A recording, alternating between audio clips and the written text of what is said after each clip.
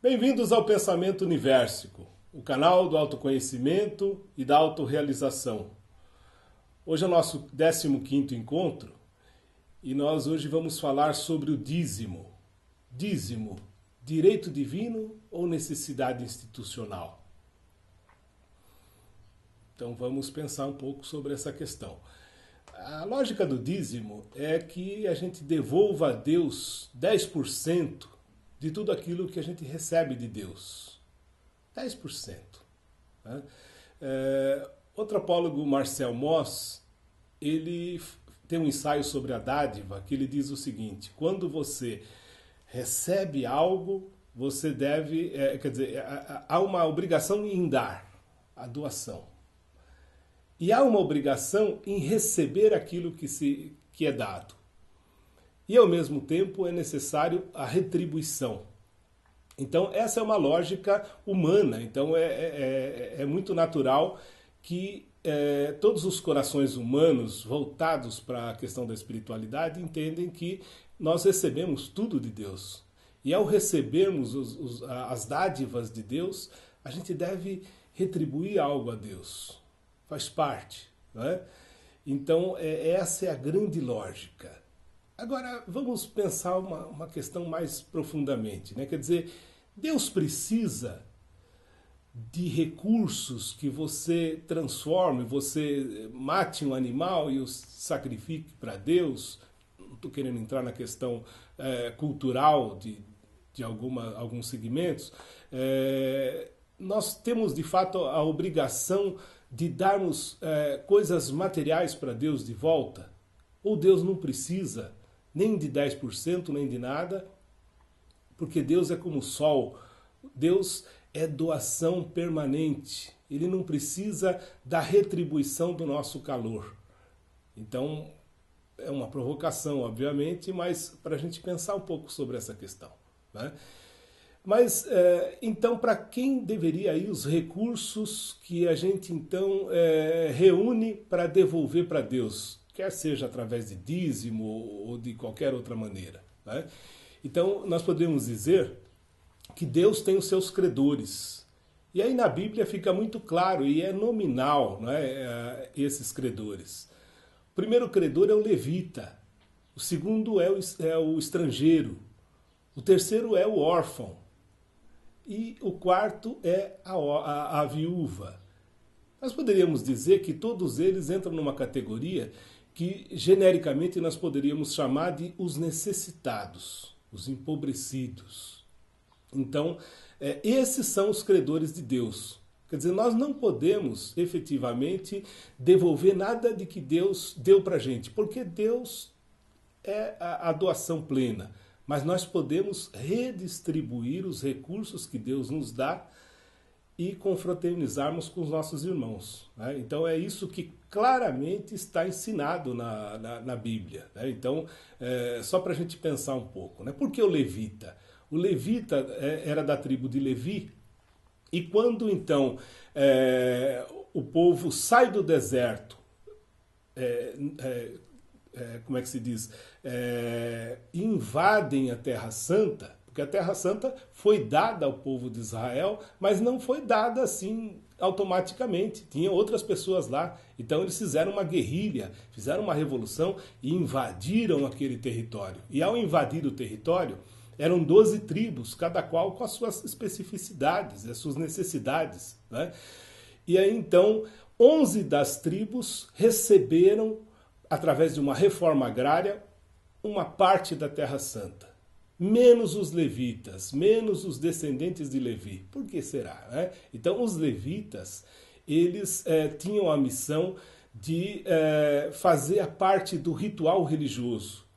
Eram homens sacerdotes totalmente dedicados ao serviço religioso e, então, eles não deviam semear, não deviam colher, eles não deviam se dedicar o tempo às coisas da materialidade, mas eles deviam simplesmente estar ligados à oração, ao culto, à espiritualidade e fazer com que todos os outros que estavam trabalhando na terra fossem beneficiários, então, do trabalho espiritual que faziam. E, portanto, cabia uns aos outros alimentar os levitas. Então, os levitas eles eram protegidos de todas as outras 11 tribos, através do dízimo. O dízimo servia exatamente para isso, para alimentar esses homens que eram exclusivamente dedicados à obra de Deus.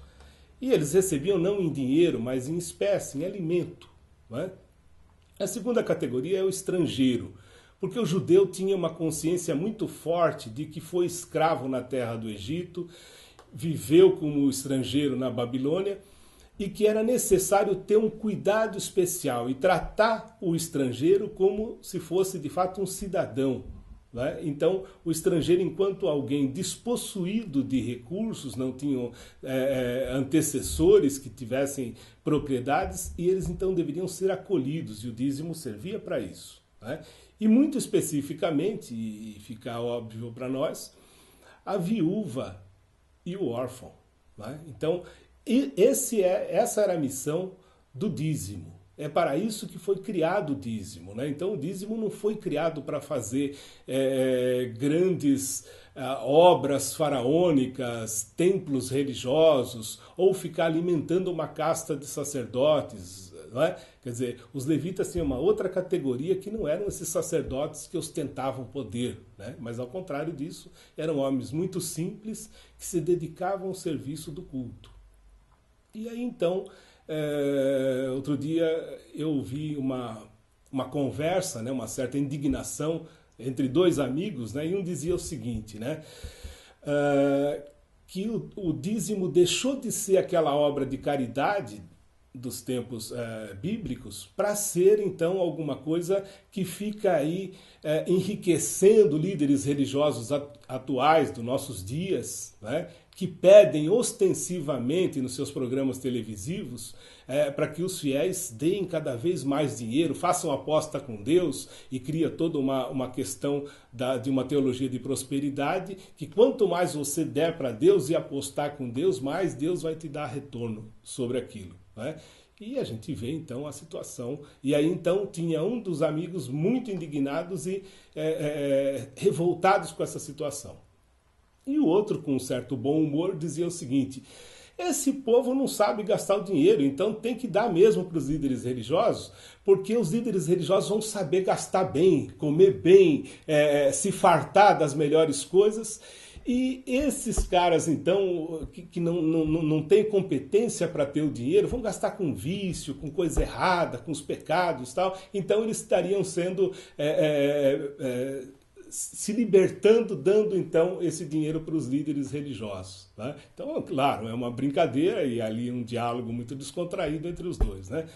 Então, eu gostaria de pensar um pouco uma passagem de Mateus 23, 23. Jesus ele faz uma crítica feroz aos fariseus, que eram homens da religião, e os escribas, né, os homens que ficavam cuidando das escrituras. Né? Ele diz o seguinte: olha, vocês pagam o dízimo daquilo que vocês produzem, mas vocês esqueceram do que é o mais fundamental, que é a justiça, que é a misericórdia e que é a fidelidade. Vocês deixaram de fazer isso para simplesmente pagar o dízimo, como se o dízimo curasse todas as suas maldades. Né? Então Jesus era muito feroz para essa questão do mau uso, né, do dinheiro. E obviamente, quer dizer que se ele estava criticando que eles não eram misericordiosos ou justos, é que o dízimo então não estava sendo utilizado para aquilo que foi criado, que é para fazer as obras de caridade. Né?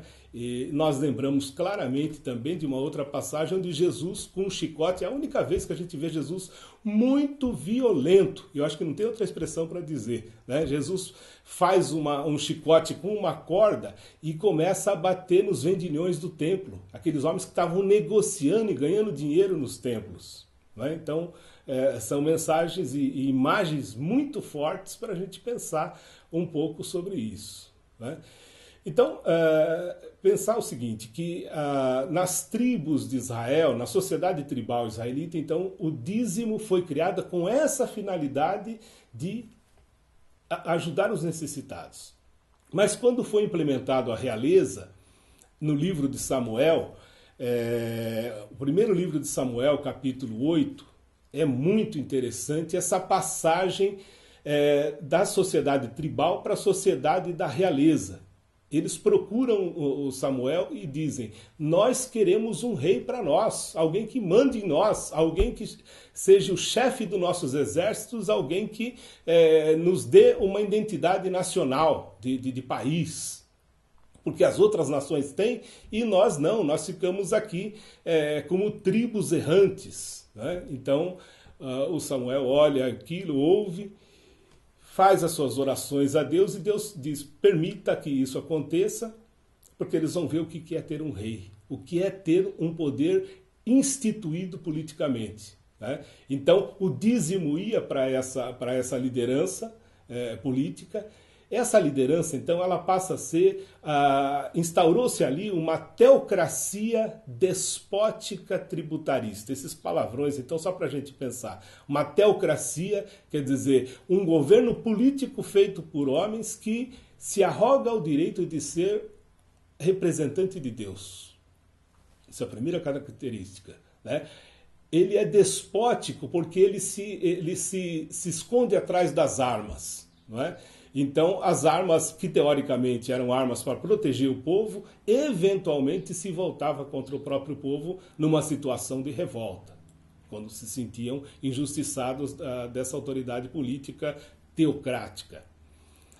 E tributarista porque sistematicamente se implementa a lógica do dízimo. Então tudo é tirado, um percentual, então o imposto, né? Hoje a questão do imposto de renda e tantos tributos, né, que se tem, foi inventado lá com justificativas espirituais, não só em Israel, mas em todo o mundo da antiguidade, né? E aí então queria pensar um pouco no cristianismo primitivo, né?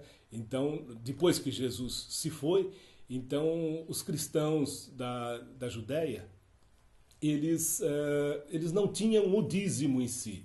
Na verdade, o que eles faziam, mais do que o dízimo, eles vendiam tudo que tinha, suas propriedades, e colocavam nos pés dos apóstolos, mas não para que os apóstolos ficassem possessivos daquela riqueza e os excluísse dos benefícios. Ao contrário, a partir de então eles passavam a morar todos juntos e viviam o que a gente pode chamar aqui de comunismo cristão. Então, tudo entre eles era comum e entre eles não havia necessitados. Então, eles viviam numa plena comunidade comunitária de ajuda mútua, né, de recursos onde todos se beneficiavam daqueles recursos, porque eles acreditavam, inclusive, que Jesus em breve voltaria, talvez naquela própria geração. Então, não havia muito o que se esperar desse mundo, então eles passam a viver em clima de oração, em clima de reflexão da palavra de Deus, e eles compartilham todos os seus recursos vivendo realmente um comunismo primitivo, né? Essa situação, ela variou um pouquinho de uma região para outra, mas nós temos clareza de que Paulo, particularmente, ele não gostava muito dessa ideia de ter um dízimo para sustentar os pregadores do Evangelho. Ele mesmo dava exemplo disso e vivia dos seus próprios recursos. Era um homem trabalhador, de dia trabalhava, ganhava o seu dinheiro, se sustentava e à noite fazia as pregações. E quando não, nos finais de semana saía para fazer as pregações, mas sempre trabalhou, nunca dependeu da irmandade para se sustentar às custas da Irmandade. Então, isso eu estou querendo voltar a uma reflexão bíblica, né? Se a coisa mudou de um tempo para outro, né? E a gente sabe que no 4º século da era cristã, realmente voltou-se toda essa experiência, e já no século XVI o Martinho Lutero se levanta. Martinho Lutero era um monge, né, agostiniano da igreja, um um sacerdote que se levanta contra a Igreja Católica por causa das santas indulgências, né? Que as pessoas compravam um pedacinho do céu e vendia todo o seu patrimônio e dava para a Igreja em troco de poder viver no céu. E isso era um escândalo para Lutero. E eu poderia dizer que se Lutero hoje estivesse vendo, né, muitos dos seus seguidores cobrando carnezinhos e sistematicamente nos seus programas televisivos, repetidamente, pedindo dinheiro, como se a gente não tivesse aquela reflexão de que não se pode servir a dois senhores, né? A Deus e ao dinheiro. Então, uma reflexão do que foi o dízimo e do que se transformou hoje o dízimo, para que a gente possa então fazer uma reflexão um pouco mais séria, né? E considerando que Jesus não veio constituir religião, instituições, né? Jesus então seria muito a favor hoje que a gente se reunisse na casa das pessoas e que não tivesse eventualmente todo esse aparato para dizer que ali é a casa, é o templo de Deus. Deus se manifesta em todos os lugares. Eu desejo a vocês todos então uma boa nova alvorada. Se você gosta dessa conversa franca que a gente tem semanalmente, continue conosco, curta o nosso programa, divulgue entre os seus amigos e participe do nosso grupo no YouTube. Uma boa nova alvorada para você.